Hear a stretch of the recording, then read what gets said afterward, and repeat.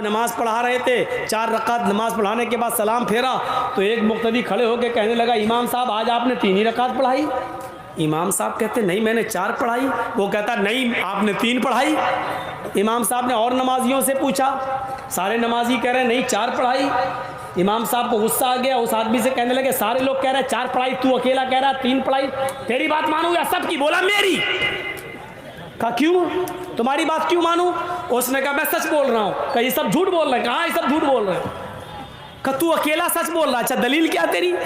کہنے لگا امام صاحب آپ ہمیشہ 4 رکعت پڑھاتے تھے، میری 4 دکانیں ہیں، میں ہر ایک رکعت میں ایک دکان کا حساب جوڑ لیتا ہوں، 4 رکعتوں میں چاروں دکانوں کا حساب جوڑ لیتا تھا، آج میں 3 ہی کا جوڑ پایا، اس لیے میں کہہ رہا ہوں 3 رکعت پڑھائیے آپ۔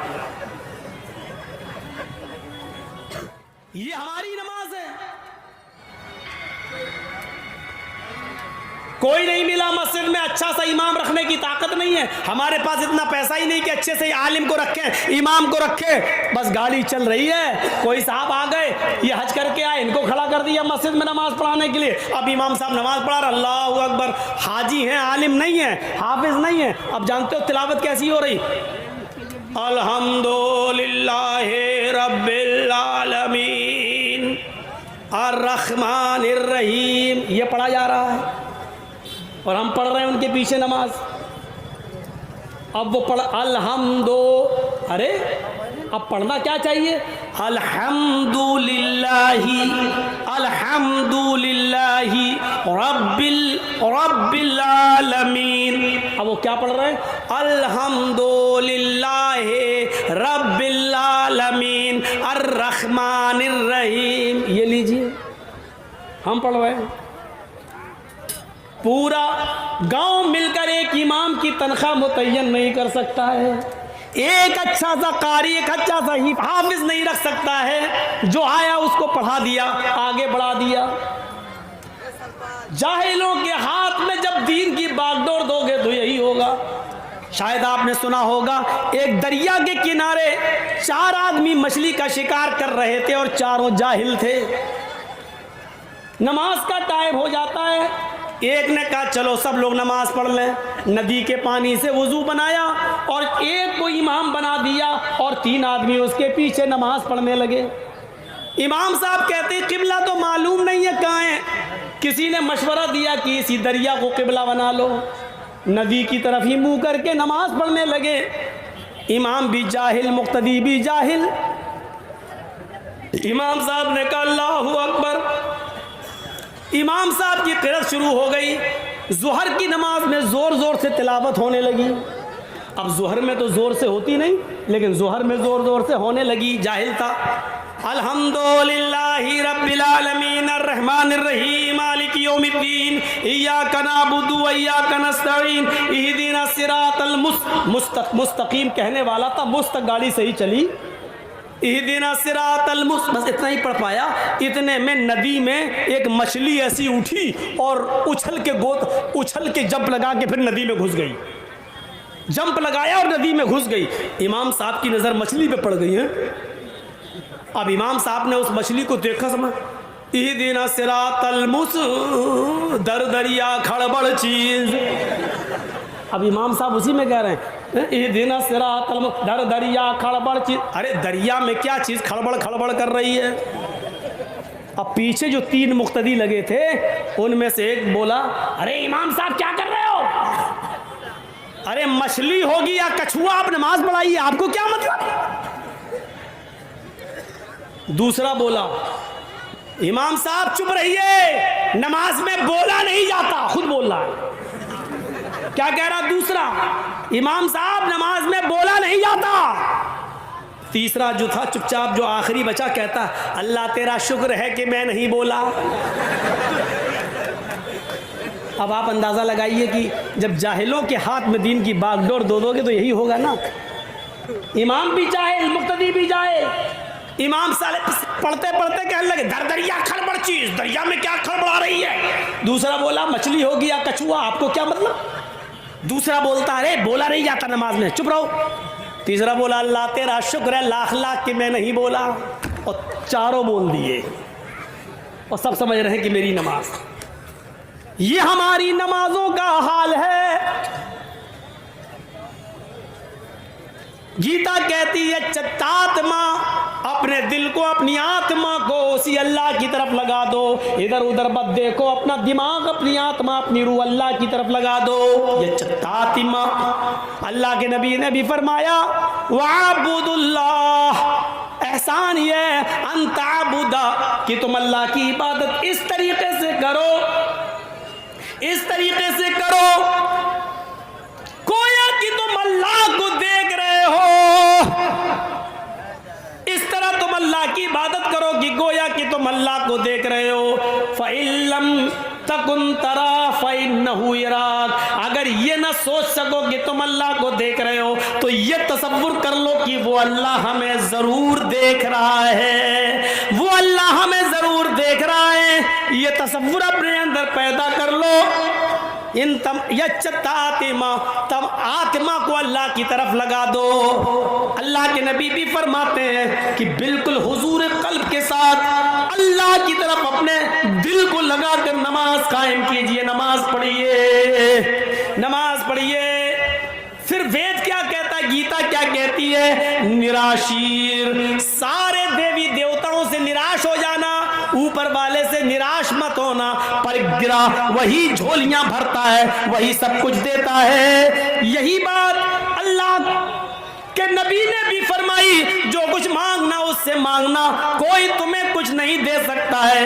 ایک بدو، ایک دیہاتی آیا، اے اللہ کے نبی مجھے بہت دور جانا ہے، راستے میں خطرناک جنگل ہے، سورج کے ڈوبنے سے پہلے پہلے، سورج چھپنے سے پہلے پہلے مجھے اپنے گاؤں پہنچنا ہے، اگر سورج غروب ہو گیا، چھپ گیا اور میں جنگل میں پھنس گیا تو پھر جنگل میں خطرناک جانور ہمیں کھا جائیں گے، ہمیں ڈس لیں گے، پھر ہم رات کا سفر نہیں کر پائیں گے، اس لیے مجھے دور جانا ہے، ابھی جانا ہے۔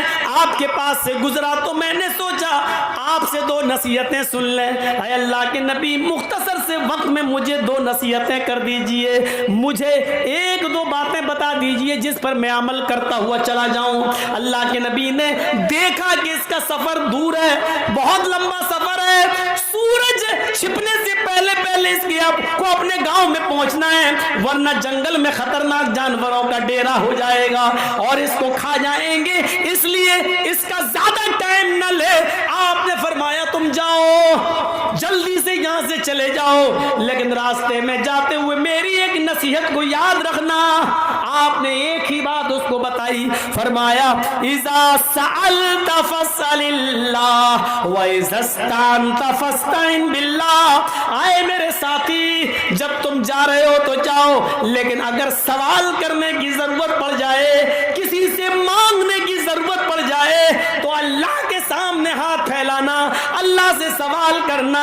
وَإِذَا اسْتَعَنْتَ فَاسْتَعِنْ بِاللَّهِ، اگر تمہیں کسی سے مدد لینے کی ضرورت پڑ جائے تو ایک اللہ سے مدد طلب کرنا، اللہ کے علاوہ تمہاری کوئی مدد نہیں کر سکتا۔ ایک دوسری حدیث میں آتا ہے اللہ کے نبی نے یہ بھی فرمایا اگر چلتے چلتے جنگل میں تمہارے جوتے کا تلوا تسمہ ٹوٹ جائے تو اس کے لیے بھی کسی غیر کے سامنے ہاتھ مت پھیلانا، جوتے کا تسمہ بھی تلوا بھی اگر ٹوٹ جائے تو وہ بھی تو ایک اللہ سے مانگنا، ایک اللہ سے کو پکارنا۔ دیکھ تنہائی میں اکیلے میں جہاں کوئی نہ ہو وہاں تیرا رب ہی تیرے کام آئے گا، تیرا پروردگار ہی تیرے کام آئے گا، اور کوئی تیری مدد نہیں کر سکے گا اور کوئی تجھے نہیں بچا سکے گا۔ آپ خود ہی بتائیے، ایک آدمی زندگی بھر کبھی ڈائریکٹ اللہ کو نہیں پکارا، ڈائریکٹ اللہ کو پکارا ہی نہیں، کبھی نہیں پکارا ڈائریکٹ اللہ کو۔ نماز بھی پڑھتا تو بعد میں کہتا کہ بھلا بابا میری نماز اللہ تک پہنچا دو۔ کوئی بھی کام کرتا تو وہ اپنے باباؤں کو شریک کر لیتا، لیکن ایسا آدمی بیچارہ سفر کر رہا ہے، اپنی گاڑی چلا رہا ہے اور اس کی گاڑی پہاڑوں سے گزرتے ہوئے گئی اور اچانک بریک فیل ہو گئے اور یہ بیچارہ پہاڑی کے اوپر سے گرا۔ بیچوں بیچ میں ایک پیڑ تھا، یہ اس پیڑ پہ لٹک گیا، گاڑی نیچے گر گئی، آگ لگ گئی، اوپر دیکھتا ہے، پیڑ پہ لٹکا ہوا ہے، اوپر دیکھتا ہے تو اتنا اونچا پہاڑ ہے کہ چڑھ نہیں سکتا، اور نیچے جھانکتا ہے تو اتنی نیچی کھائی ہے، زمین ہے کہ یہ چھوڑ نہیں سکتا۔ اب کیا کرے؟ اب کیا کرے؟ اور کبھی زندگی میں ڈائریکٹ اللہ کو پکارا ہی نہیں ہے۔ آج کہہ رہا ہے، اوپر دیکھتا ہے، نیچے دیکھتا، ارے باپ رے باپ، اوپر چڑھ نہیں سکتا، نیچے چھوڑ دے تو ہڈی پسلیوں کا پتہ نہ چلے۔ اب کیا کہہ رہا؟ اللہ مجھے بچا لے، اللہ مجھے بچا لے۔ اللہ نے کہا فرشتوں ادھر آؤ، ادھر آؤ، اس سڑے ہوئے منہ سے دیکھو آج کیسی خوشبو آ رہی ہے۔ زندگی بھر کبھی ڈائریکٹ مجھ سے نہیں مانگا، ڈائریکٹ کہہ رہا اللہ مجھے بچا لے۔ اب فرشتوں نے کہا اللہ مجھے تو آج بھی دال میں کالا نظر آ رہا ہے، یہ دل سے نہیں پکار رہا ہے تجھے، ذرا اس کا امتحان لے لے۔ اللہ کہہ رہا اچھا ٹھیک ہے ابھی امتحان لیتا ہوں۔ اب سنیے، میں ایک اس کی عادت بتلا رہا ہوں، اب یہ مت پوچھنا کون سی حدیث میں ہے، ذرا غور کرنا۔ جس نے ڈائریکٹ کبھی اللہ کو نہ پکارا ہو، آج دیکھو کیسے پھنسا۔ اللہ مجھے بچا لے۔ اللہ نے کہا فرشتوں امتحان لیتا ہوں۔ اللہ نے کہا میرے بندے آج تو نے مجھے پکارا ہے، کہا اللہ یہاں کوئی کام ہی نہیں آ سکتا، تو ہی کام آ سکتا۔ اللہ نے کہا میرے بندے میں بچا لوں گا تجھے، ہیں بچا لے گا، لیکن میری ایک شرط ہے پوری کر دے۔ مرتا کیا نہ کرتا، ڈوبتے کو تنکے کا سہارا۔ کہتا اللہ بتا کیا شرط ہے؟ ایک کیا 20 شرطیں بھی بتا، میں پوری کر دوں گا، تو مجھے بچا لے بس۔ اللہ نے کہا 20 نہیں، ایک شرط پوری کر دے۔ 20 کرے گا؟ لٹکا ہوا 20 شرطیں پوری کرے گا؟ کہا ایک شرط پوری کر دے میری۔ کہتا اللہ جلدی بتا کیا تیری شرط ہے؟ اللہ نے کہا بندے میری شرط یہ ہے کہ تو اپنے دونوں ہاتھ چھوڑ دے، میں تجھے بچا لوں گا۔ اوپر پکڑا ہے، لٹکا ہے، نیچے دیکھتا ہے، اللہ کہہ رہا تو چھوڑ دے میں بچا لوں گا۔ اب وہ پکڑے ہوئے پیڑ نیچے دیکھے، پھر اوپر دیکھتا اللہ بات تو تیری ٹھیک ہے لیکن شرط بڑی تگڑی ہے، اگر میں نے چھوڑ دیا تو نیچے جب زمین پہ گروں گا تو یہ بتا کہ بچائے گا کیسے؟ اگر میں نے چھوڑ دیا تو بچائے گا کیسے؟ فرشتوں نے کہا دیکھ اے اللہ میں نے پہلے ہی کہا تھا کہ آج بھی تیرے بندے کو تیرے اوپر بھروسہ نہیں ہے۔ اللہ کہہ رہا بندے میں کیسے بچاؤں گا یہ میں جانتا ہوں نا، چھوڑنا تیرا کام، بچانا میرا کام۔ نا پہلے تو بتا کہ بچائے گا کیسے۔ ضد کرتا گیا، ایک دن گزر گیا، 2 دن گزر گیا، 3 دن گزر گیا، آئرن کی کمی، پیاس کی شدت، بھوک سے نڈال، غشی آنے لگی، آٹومیٹک ہاتھ چھوٹ گئے، گرا زمین پہ، ہو گئی رام رام ستیہ۔ زندگی میں پہلی بار اللہ کو پکارا بھی تب بھی دل سے نہیں پکارا۔ اور سن لو اہل حدیث کا عقیدہ یہ ہے کہ اللہ کے بارے میں یہ سوچنا بھی شرک اور کفر ہے کہ اللہ یہ کام کیسے کرے گا، اللہ کیسے یہ کام کر سکتا ہے، کیسے کرے گا۔ وہ اس وہم و گمان سے بھی پاک ہے جو اللہ کے بارے میں یہ سوچ لے کہ اللہ یہ کام کیسے کرے گا، سن لو کہ وہ کافر ہے، وہ مشرک ہے۔ اللہ کے بارے میں یہ عقیدہ رکھو ان اللہ علی کل شیء قدیر، وہ ہر چیز پر قادر ہے، اس کے لیے کوئی کام ناممکن نہیں۔ یہ نماز دنیا کے ہر مذہب کے اندر۔ تیسری چیز وَتَصُومَ رمضان، رمضان کے روزے رکھو۔ یہودیوں میں آج بھی روزے، عیسائیوں میں آج بھی روزے، اور اللہ تعالیٰ نے کہہ دیا یا ایھا الذین آمنوا کتب علیکم الصیام کما کتب علی الذین من قبلکم لعلکم تتقون۔ اے ایمان والو یہ روزے ہم نے صرف تمہارے اوپر، اے مسلمانوں تمہارے اوپر ہی فرض نہیں کیے ہیں، تم سے پہلے بھی جتنی امت उम्मतें आई, तुमसे पहले भी जितने नबी आए, तुमसे पहले भी जितनी कौमें आई, मैंने उन तमाम लोगों पर रोजे फर्ज किए थे। कुतिबा अलैकुमुस्सियाम कमा कुतिबा अलल्लज़ीना मिन क़ब्लिकुम, तुमसे पहले के लोगों पर भी फर्ज किए थे, यहूदियों पर भी, ईसाइयों पर भी, सब पर ये रोजे फर्ज थे।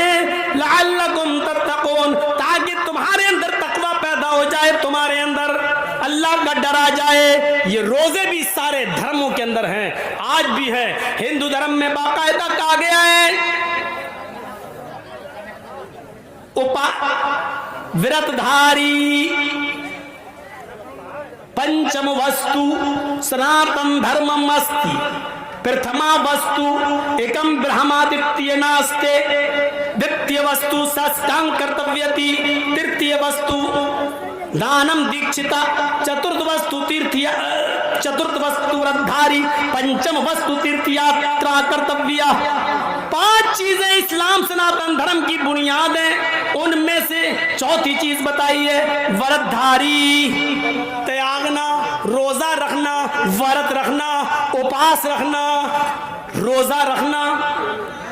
ये अलग बात है, किसी के यहाँ हफ्ते में 1 दिन का रोजा है, किसी में 1 महीने का रोजा है, किसी में महीने में 1 दिन का रोजा है, किसी के अंदर मंगल और जुमेरात का रोजा है, किसी के यहाँ ये है कि आप 24 घंटे तक कुछ नहीं खा सकते हो, कुछ नहीं पी सकते, और किसी के यहाँ ये है सुबह सूरज निकलने से पहले, सुबह सादिक से पहले सहरी कर लीजिए और शाम को सूरज के डूबने के बाद ही कुछ खा पी सकते हो, उससे पहले नहीं। और किसी धर्म के अंदर ये है कि तुम अन्न न खाओ, बकिया सब खा सकते हो, यानी दूध पी सकते हो, शहद खा सकते हो, जूस पी सकते हो, लेकिन रोटी नहीं खा सकते हो, चावल नहीं खा सकते हो, आम, केला, फल फ्रूट सब खा सकते हो, सिर्फ दाल, चावल, रोटी, सब्जी ये नहीं खा सकते हो। किसी धर्म के अंदर ये है, लेकिन रोजा सब में है। दानम दीक्षिता, तीसरी चीज क्या है? ज़कात दो। ये ज़कात भी दुनिया के हर मजहब के अंदर पाई जाती है। ईसाइयत में तो यहाँ तक कह दिया गया है, ईसाइयों के अंदर जब तक तुम अपनी सारी दौलत गरीबों में नहीं लुटाओगे, तुम जन्नत के अंदर नहीं जा सकते, तुम पैराडाइज में, स्वर्ग में नहीं जा सकते।